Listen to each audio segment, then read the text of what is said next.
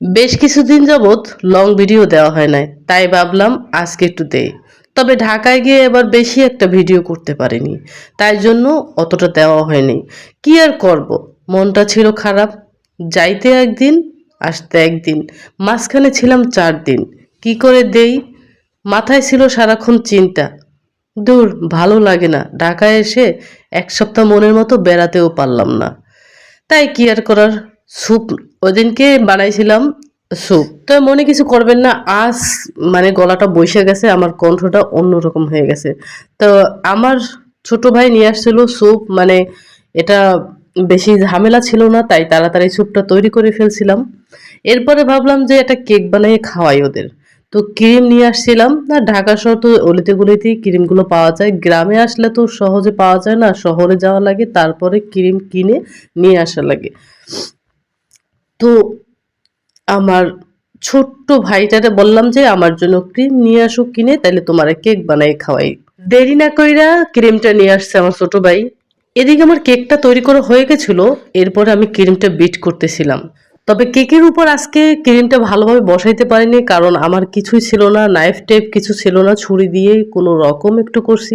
তা ছোট ভাই বলল যে এত ফ্যাশন করার দরকার নেই, আজকে তুমি তাড়াতাড়ি বানাইয়া খাওয়াও।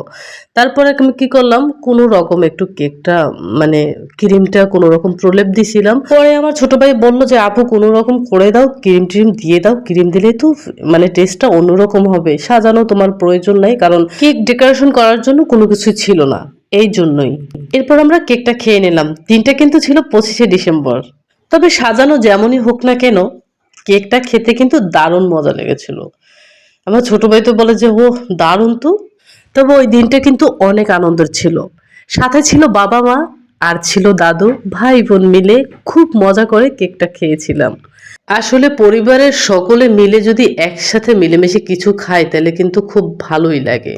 আমার তো খুবই ভালো লাগে, একসাথে সবার সাথে একটু খাইলেও অনেক মজা পাই। এরপরে আমার ভাই আবার করলো কি, পাস্তা নিয়ে আসছিল। সে বলে না, এই রাতে আমি পাস্তাও খাবো। তো ও নিজের হাতেই পাস্তা বানাইছিল। তো পাস্তাটা অনেক মজা হয়েছিল, আর কালারটা ভীষণ সুন্দর হয়েছিল। কি সুন্দর না কালারটা! ওর নিজের হাতে পাস্তা তৈরি করে খাওয়াইছে। আমার ভাইগুলো না অনেক ভালো। তবে এবার ইচ্ছা ছিল অনেক কিছু তৈরি করে খাওয়াবো, কিন্তু অল্প দিনের জন্য তেমন কিছুই তৈরি করে খাওয়ানো হয় না, আর তেমন ভিডিওও করা হয় নাই। প্রতিদিন কেন যেন সময়গুলো কিভাবে যে কাইটে গেছে আমি বুঝতেই পারি না। 4টা দিন কেমনে যে কাটছে হয়তো মনে হয় যেন স্বপ্নের মতো কাইটে গেছে। এরপরে রায়ান খুব মজা করে পাস্তা খায়। রায়ান বিশেষ করে কোনো সময় পাস্তা অতটা খায় না, কিন্তু মামু বানাইছে, সেই স্বাদ করে খেয়েছে, ওর কাছে নাকি দারুণ লাগছে। এরপরে রাত্রে বলো কি মা তাইলে আমার আজকে পিৎজা তৈরি করো। এরপরে পিৎজা বানালাম, সবাই মিলে পিৎজা খেয়ে নিলাম।